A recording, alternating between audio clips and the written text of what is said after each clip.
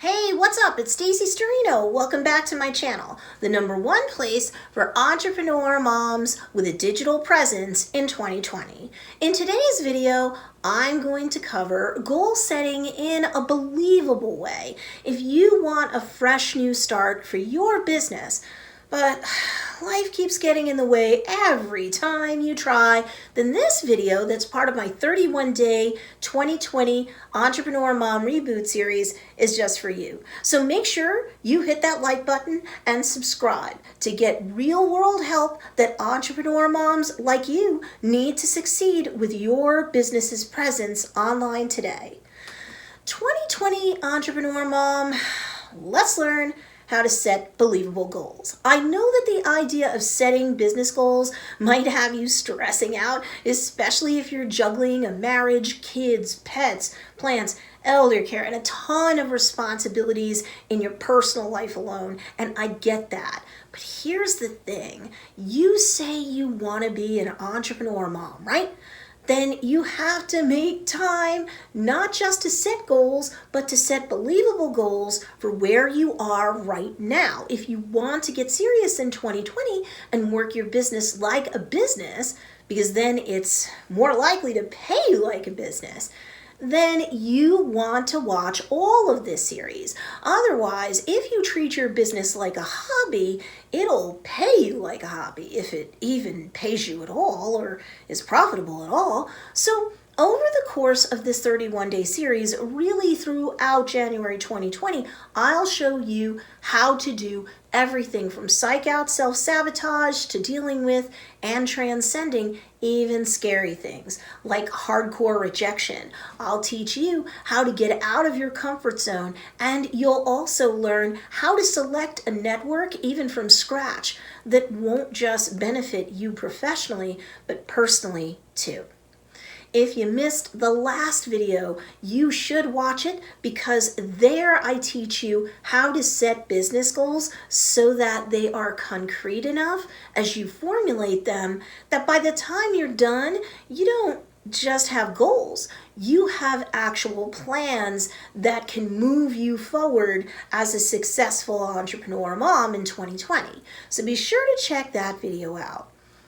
But if you're like most women, you can do the work of setting goals and constructing plans, and you'll get to the brink of taking action, and a variety of things can happen then that lead to those goals not being achieved. Like, you begin to engage in self-sabotage sooner or later, or your personal life, marriage, kids, housekeeping, chores, etc., all gets in the way.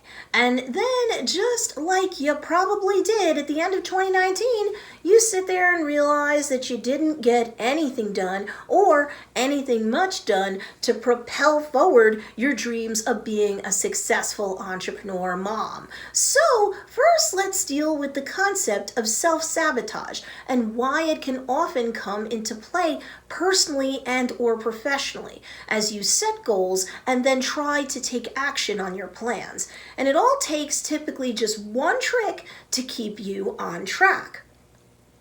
Now, if you followed along in the last video, you know that having goals that you want to achieve because they're in tune with not just your why, but your niche's why is critical. And you have the steps to set those goals up in a way that they transform into plans on the fly. You know that having realistic goals are important, because if you don't factor into the equation where you're starting from right now and all of the challenges that you're currently facing as a crazy busy entrepreneur mom, well, you're just inviting failure over to come and hang out with you some more. Who needs that? So, whether the goals you've set as a professional for 2020 are long-term or short-term in nature, it's important that your goals are both realistic and believable. Why is believability such an important benchmark? Because goals represent the individual steps one needs to take in order to change course in life, or in this case, in business. And ultimately, if your goals are unbelievable steps for you to take, the odds of your engaging in self-sabotage increase exponentially. So your immediate, short-term goals especially should be realistic, believable, and achievable. If they're otherwise too far away from where you really are right now in terms of believability, then you'll end up losing heart, losing steam, and engaging in self-sabotage.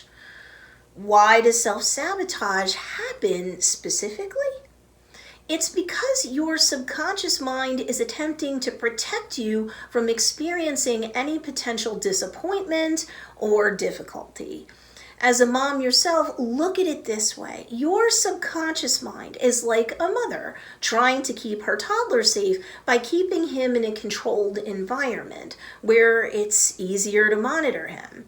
But you're not a toddler, you're an adult now, and you no longer need your subconscious mind nannying you by its attempt to keep you hamstringing yourself so that you stay inside the playpen of your comfort zone at all costs. See, this is exactly what's going on when you set goals, make plans, and then begin sooner or later to undermine your own efforts. You get stuck in analysis paralysis, you get cranky, you get lazy, you get stuck focusing on wishes instead of doing the actual work required to transform your dreams into reality. You prioritize everything and everyone else all the time over yourself and your business. So the one trick here is to make your immediate, short-term goals realistic and believable. Sure, you want to set long-term goals that will cause you to stretch and grow as a human, but they can be more towards the top of the ladder of getting your successful business off the ground while balancing work and home at the same time. It's a lot to juggle, so the rungs of the ladder that lead up to that top point and those longer term goals should be believable and achievable one baby step at a time. Don't have those short term goals push you too hard, too fast. Be realistic after assessing your current facts and circumstances. When you do that, you're less likely to engage in self-sabotage. But I mentioned juggling work and home while trying to get a successful business up off the ground, didn't I? So how to set realistic goals when you have a million things to do, when you've got the entrepreneur hat off and the mom hat on. Now, as I answer that question, I have a humble request. No eye rolling here. If you've got a better way to do things other than what I'm about to suggest, please be sure to comment down below. I'm curious to see what you've got to say. Really, I always am. If you're going to add duties and responsibilities and goals and plans to your plate for 2020 as an entrepreneur, you have to look at what you can reasonably do to take other things off your plate. So maybe that means hiring a cleaning service to do the heavy lifting for you from week to week, or offloading chores like that to your husband, and in an age-appropriate way to your kids too. Don't like their messy rooms? They get no privileges, and you shut the door so you don't see the mess. When they're ready to get those privileges back, they'll do what you rightfully demanded that they do. After all, they're not gonna live with you forever. They have to start learning life skills sometime, right? Maybe you need to get meals delivered, if not all of the time, some of the time. Otherwise, get your husband and, in an age-appropriate way, your kids to prepare all or most of the meals. Maybe you hire a babysitter. Or you get your spouse to handle more child rearing activities, or get the kids' grandparents involved, or find a babysitting co-op, or get friends with similarly aged kids to agree to swapping nights where one side babysits while the other side is kid-free for some period of time. And when it's your turn to be kid-free, you can do more of your entrepreneur mom-related activities. Stop taking the kids to school. Let the school bus take them, or have your spouse or a relative take them. Same thing with respect to after-school activities. Bus, spouse, relative, carpool with other moms. Free up some time. Maybe you take the time that you would have volunteered for the PTA or charity or whatever, and you say, well, I can't otherwise work if I don't free up time, so 2020 is the time I double down on my business. What can you give up, do less, cut out, replace, and so forth? If you say you have no time for your business or for your business goals and plans, as creative as you'll have to get creative and find time. Otherwise, face the facts, mama.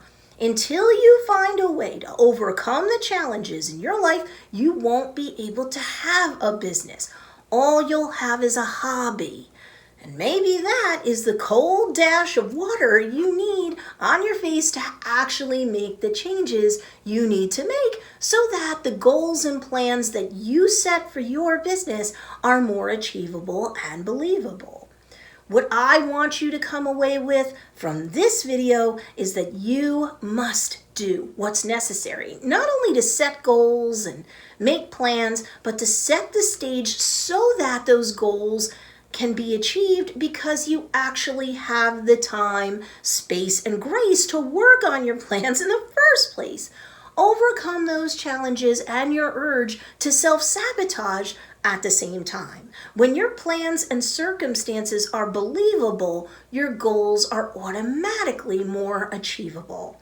Now, make sure you hit that notification bell because in the next video of this series, I'll share with you 6 steps that you can take to psych out self-sabotage. If you're convinced that no matter what you do, you're going to undermine yourself anyway, well, this next video is one not to miss. So if you're interested in learning about all of that, make sure you hit that notification bell so that you can follow along with that video and the entire series. In the meantime, make sure you check out these 2 awesome videos as well. I talk a lot about social media, content marketing, entrepreneurship for moms who have to juggle home and business, online marketing, so many different topics. So make sure you're also checking out these 2 videos as well. And also, if you like this video, make sure you give it a thumbs up. It really helps the channel a lot when you do that. So I'd highly appreciate it. As always, thanks for watching. I'll see you in the next video.